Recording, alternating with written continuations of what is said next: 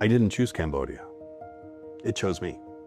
I love Cambodia because in a former life, I was Cambodian. There's just something really alluring about Cambodia. You know, you've got the tragic history. I have this tattoo on my wrist of what's written here is Phuket Nhom. It's my home. And culture and mythology. I love the mythology and the storytelling, but also you're able to see a reality that you don't see in the UK. The poverty here is true poverty. I was missing my connection to the temples, to the pagoda as well, because it's important is my life balance. They rescued me essentially from absolute self-destruction. And just to re-emphasize, I came here to finish myself off. So this video is why Cambodia? Why did they choose Cambodia over other countries? Why did they decide to visit? Why did they decide to stay in Cambodia? So we're going to find out in this video. And again, if you're living in Cambodia, please let us know why you choose Cambodia.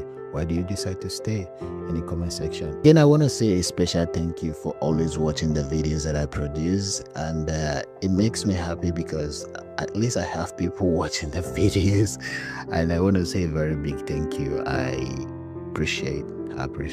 If you are in Cambodia and you want to share your experience with me on the channel, please feel free to reach out. I'll be super excited to share your story to the world, and I want to say a very big thank you again one more time. Thank you for always watching. Thank you for always commenting. Thank you for always liking. I appreciate it. So let's go back to the video. Why Cambodia? Like, any reason behind you wanting to stay in Cambodia, moving to Cambodia, visiting Cambodia? I didn't choose Cambodia. It chose me. It was that simple. Like, I didn't have an option. I came here for a visa run. That was it. My intention was to visit Cambodia occasionally while I was living I was going to stay in Thailand for as long as I could. And then I was looking at Vietnam because I knew I could do 3-month visas at a time and then bounce around. So I was just going to kind of like, you know, bounce around Southeast Asia. I had no intention of settling down at all. Like, I didn't, like, my plan, like when I came over here was like 9 months and then of being back in Canada. I had no intentions of staying over here until I came to Cambodia. And it would just, it hit me like on the head like with a sledgehammer. It's like, oh yeah, you're staying here. You're one of us. I'm like, oh, okay, thanks. You know, I felt like I was a caveman. It was like a woman just sitting me like, you're mine. I'm like, okay. I reset your brain. Yeah, my brain did get reset. And then like, but there's like days where I was like feeling really out of touch with everything. And I just go walk to one of the temples or walk along the riverfront, and wherever I was drawn to was where I needed to be. And that happens to me more times here than not, where I'll be doing something and I'll change my plans, and then I'll be at a place and then I'll meet a person or do a thing. And I'm like, oh, okay, that's what I was doing today. And those epiphany moments that happened like once a year in Canada happened to me like every couple of days here, where it's like, okay, I see what's happening. There's a grander plan at work, and I'm a part of this. I'm just one of the cogs in the wheel, but I see what you're doing, you know. And it's a pretty amazing place once you allow it to affect you. Like, the easiest thing to do is come here and get frustrated because, oh, why do people drive like this? Or why can't I have what I'm looking for? Why can't I just go to a grocery store and get what I want? You know, it's easy to take those frustrations and be here. And it's just even easier to just leave that alone and just go, oh, it's just going to be the way it is. You know, so what? I don't buy French fries today. Big whoop. I'll find them when I need to. You know, it's not going to end it's not the end of the world. Yeah. You know, my favorite mint is no longer available in the stores. Oh, dear God, I'll find another one. Oh, it's not. The shit that we carry back home that's so important to us, when you get away from it, it means nothing. So the important things are dealt with easily here. And that's the important thing for me. Yeah. Why Cambodia? Yeah. Why you moved to Cambodia? Why you choose Cambodia? Yes. Nhom Salang Cambodia Pipru Nhom Jit Moon Kamai. So that basically means I love Cambodia because in a former life, I was Cambodian. All right, I'm joking. You know, the word for that would be complang funny, or lob lob, which is like, aha, you're goofy. Nhom lob lob. Lob lob. Yeah, lob lob. Nhom lob lob. I'm joking, but in the same sense, why Cambodia? I think the greatest things in life often have no answers or no reason or no rhyme. And it's more of a matter of being led by your intuition and your gut. You know, why Cambodia? Why did, when my professor put this on a slide when I was 19 years old on the big screen, why did she put up a slide of Angkor Wat? Why was she profoundly affected by Cambodia? And why did I decide from a very young age that I was going to go? Why did I walk into my college library, go up to the 4th floor and pull out a book on Buddhism randomly? Why did I, you know, all of these whys? All I know is that when I first came to this place, these dusty streets, the scent of the sky, the smell of this place, the kindness of the people, the sway of the trees, the color of the sky, all of these things combined really stirred something in my poetic soul. I've always been a poet and an artist my whole life growing up. There was a sense of tangibility, of closeness to the earth here, of closeness to the people, and it felt more real, raw, and alive than any other place I've ever been. And something about that soup, about that concoction is really the why, you know.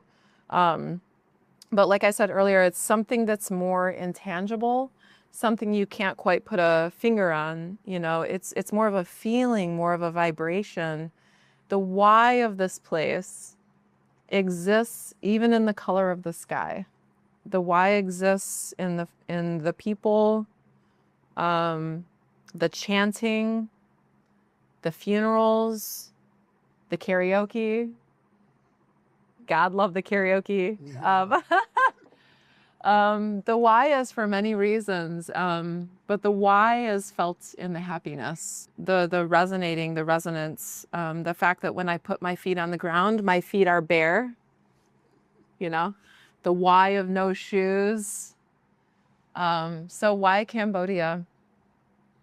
There's no really one succinct reason. It's more of like a soup, you know, more of a concoction. And I just love Cambodia with all my heart, you know. I think the why is less important, just that there's this like feeling, right?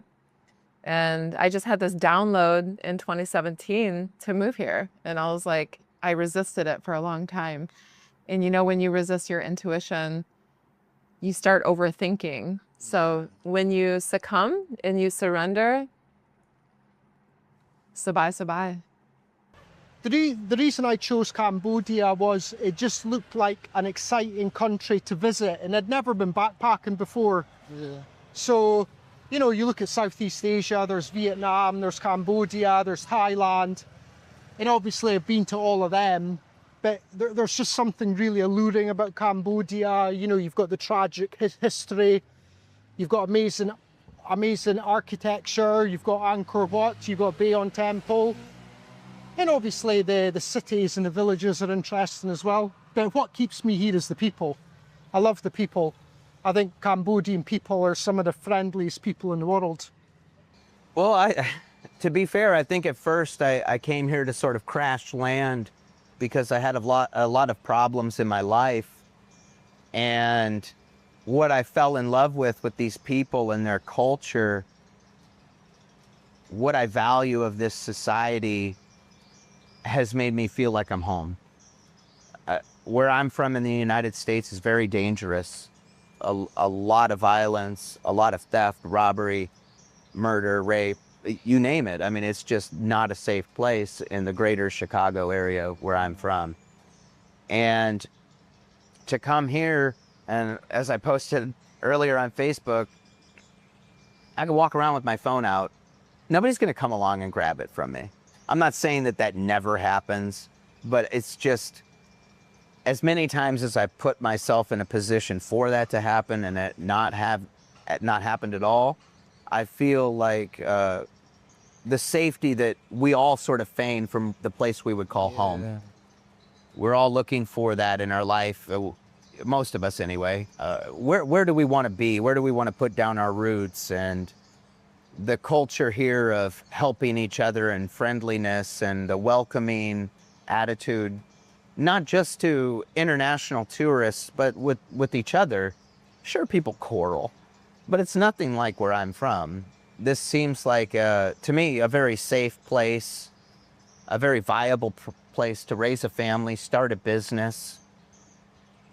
There's much less interference with the culture from, say, social media and the expectations that the media complex causes people to have. You know, I need to buy these designer jeans and I need to drive this car.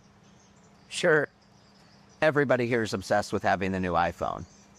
Yeah. But apart from that, the simplicity of the culture of, okay, today I'm going to go to work and tonight I'm going to relax and hang out with my friends afterwards. It's relieving.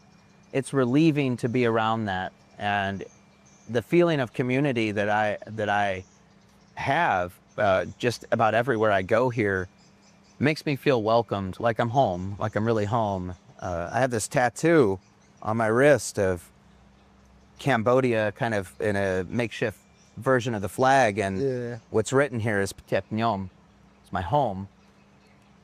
And it's because I genuinely feel that. I feel at peace.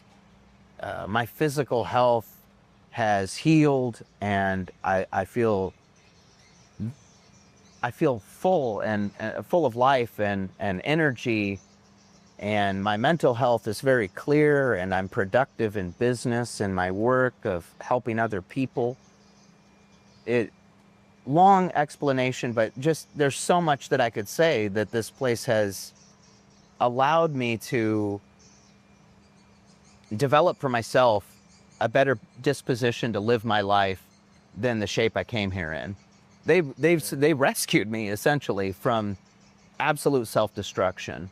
And just to reemphasize, I came here to just kind of finish myself off. I had every reason to. I'd made up my mind, oh, I'm sick anyway, and I've tanked on my money, and, you know, poor me. They wouldn't let me do it. They wouldn't let me do it. They, very influential people here came into my life and they were like, bro, we're going to make you better. And they didn't want anything from it. They didn't want anything back. They would never want me to say, hey, this person helped me, this person helped me. They wouldn't want to take my money next time. They would just want to see me prosper and live a good, positive, healthy life, helping other people and being a good part of the community. And that's so inspiring.